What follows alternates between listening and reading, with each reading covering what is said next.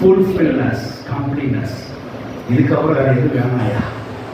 போதையா? அவ்வளோ திருப்தியாக இருக்காங்க. கத்தரா கட்டப்பட்ட வாழ்க்கை, கத்தரா கட்டப்பட்ட லைஃப், கத்தரா கட்டப்பட்ட அசட், கத்தரா கட்டப்பட்ட ஃபேமிலி, கத்தரா கட்டப்பட்ட மினிஸ்ட்ரி அப்படின்னு என்ன ஒரு சம்பவம்.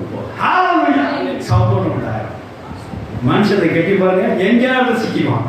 மகிழ்ச்சியாக போயிடும், திருப்தியில் போயிடும், ஈர்ப்பில் போயிடும், ரிசோர்ஸஸில் போயிடும், நிச்சயமாக போயிடும்.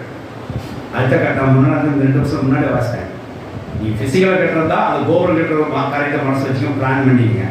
ஆவிகளை கட்டுறது ஒரு காரியத்தை கட்டணும்னு வச்சிங்கன்னா வசனத்தை வச்சு கேட்டுங்க. இந்த 2ம் கரெக்டாக இருந்ததுன்னா இந்த யோகா 2 பிரகாரம் உங்களுக்கு ஆசீர்வாதம் வந்து ஹalleluya. அது வார்த்தை நீ சம்பூர்ணமா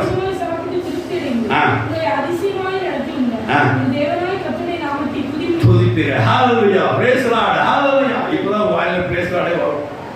அதுவே கட்டும் போதெல்லாம் எங்கேயா அப்படி நிற்கிது சோத்தத்தோட கூட மனசு ஒரு ஐம்பது ஆச்சுன்னா கட்டி முடிச்சிச்சுன்னா praise the Lord அப்படிமாங்க. என்ன சம்பூர்ணமாயிட்டாங்க. தேவனுடைய சோத்திரம். அடுத்தது ஹalleluya.